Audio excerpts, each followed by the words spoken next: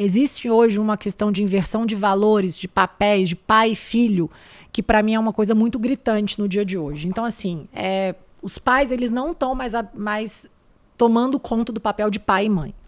E pai e mãe não é amigo, é pai e mãe. Então, eu estou vendo muitos pais que, por medo de serem rejeitados pelos filhos, fazem tudo que os filhos querem. Ou dão tudo que os filhos pedem, achando que isso vão tornar os filhos dele pessoas melhores. E você está fazendo pelo contrário. Você está dando mais munição para o seu filho se sentir um inútil, se sentir uma pessoa que não tem capacidade, que não tem autonomia e que ele não vai ser ninguém quando você não existir.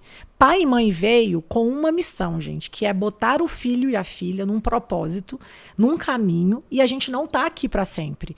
Então, eu não vou ter os meus pais para o resto da vida e nem os meus filhos vão me ter para o resto da vida. Então, eu preciso dar tudo que eles precisam de munição, de informação, de amor, de carinho, mas também de valores agora.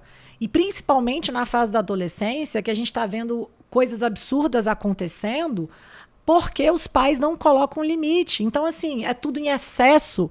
E eu falei aqui mais cedo sobre a questão de não ter um amanhã. Os jovens hoje, eles vivem com uma intensidade muito grande. E essa intensidade em excesso, ela tem um motivo. Ela deve ter alguma coisa ali atrás que está enraizada, que não foi bem resolvida. Porque se você está bem resolvido, você não tem essa necessidade de viver em excesso o tempo inteiro com milhares de pessoas em volta, o tempo inteiro com pessoas falando que você é o máximo, o tempo inteiro saindo e bebendo, o tempo inteiro embalar. Não precisa, porque isso não é o que satisfaz um ser humano. A gente sabe disso. Então, eu acho que a gente precisa entender, pai e mãe, que o seu papel é dar o melhor para o seu filho no sentido de autonomia. O que você faz para o seu filho ser autônomo? O filho mora sozinho, você paga a empregada, aí você fica botando câmera para ver se ele fez tudo, aí você liga 10 vezes por dia, aí não só a empregada uma vez por semana vai para limpar o apartamento, mas a funcionária, mas você contrata uma moça para ir lá todos os dias à noite para checar se ele jantou. Gente, pelo amor de Deus. Então, assim, um menino de 19, 20, 21 anos, se ele não tem a capacidade de comer no horário que ele tem fome, se ele não tem capacidade de arrumar aonde ele mora, ele não vai ter capacidade de nada. Então, assim, você tem que dar essa autonomia para eles e tem que sentir como vai ser. Olha, deu fome, você tem que se virar, faz sua comida, desce, resolve alguma coisa, vai numa padaria, compra alguma coisa para você, sabe? Outra coisa, vai vir uma pessoa aqui uma vez por semana te ajudar. Fora isso, você tem que manter uma ordem nessa casa, porque é onde você mora e a sua casa ela é reflexo da sua personalidade.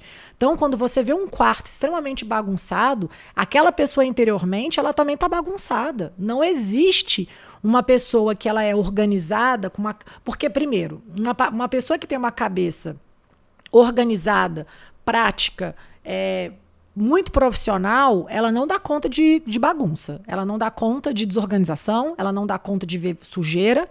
Então, por exemplo, eu viajo, eu sou metódica, eu chego, eu preciso abrir minha mala, eu preciso separar o que eu vou usar, como eu faço, o que eu não faço. Eu não dou conta de ficar num ambiente onde eu sei que eu posso...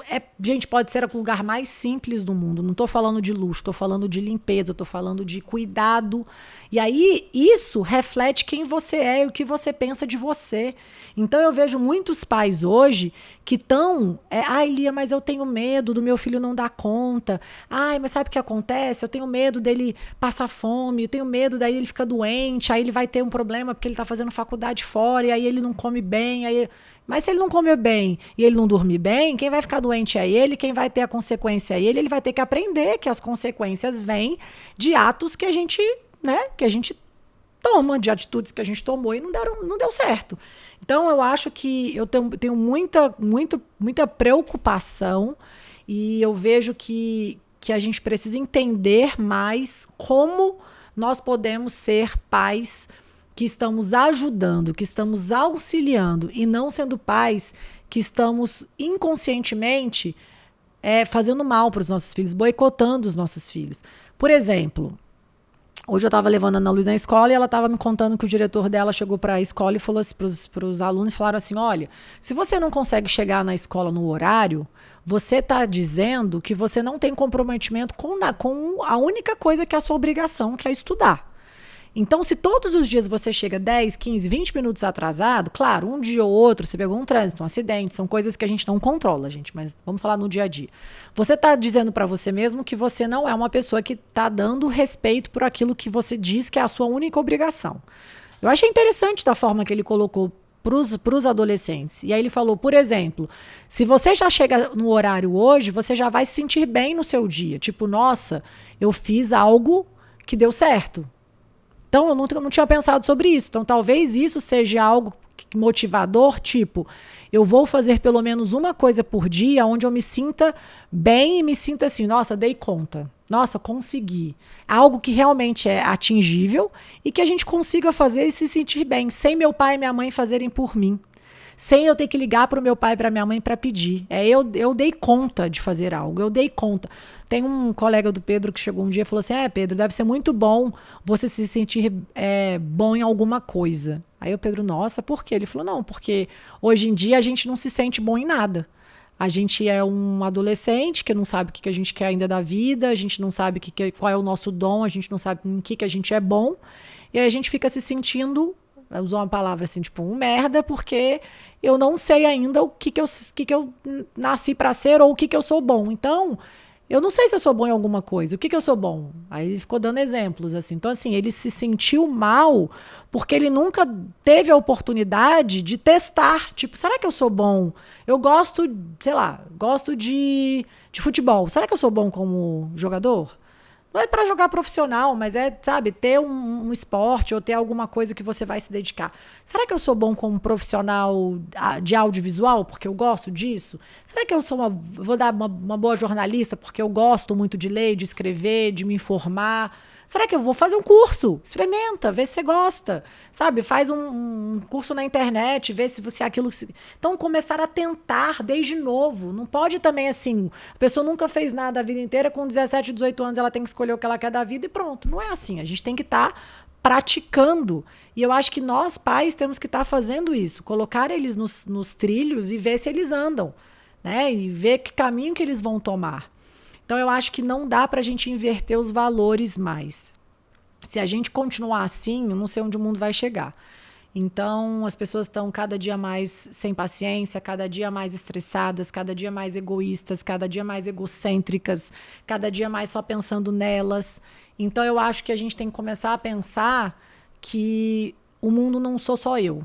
O mundo não é só o meu umbigo. O mundo, existem outras pessoas em volta e que a minha atitude reflete também nessas decisões. E eu preciso manter aquilo que eu acredito. Eu não posso abrir mão porque alguém me convenceu ou porque alguém está tentando mudar a minha maneira de pensar. Acho que é isso. Não venda aquilo que você... Não coloque à venda aquilo que você sabe que é inegociável, porque aquilo ali faz parte do seu potencial e eu acho que é quem você é de verdade. É a sua essência. A sua essência não tem preço. A sua essência, eu falo muito isso para os meus filhos, eu falo assim, quem você é, a sua essência de verdade não tem preço. Essa é a sua maneira de ser, essa é a sua maneira de ajudar as pessoas, essa é a maneira que eles têm muito isso, de querer ajudar, de estar querendo o melhor do próximo, de ser proativo. Isso não tem preço, porque hoje em dia as pessoas não são assim. Então sejam assim, sejam os melhores que vocês podem ser e não negociem isso. Se alguém chegar e falar mal de alguma coisa que, em relação ao seu potencial, eu falo, olha...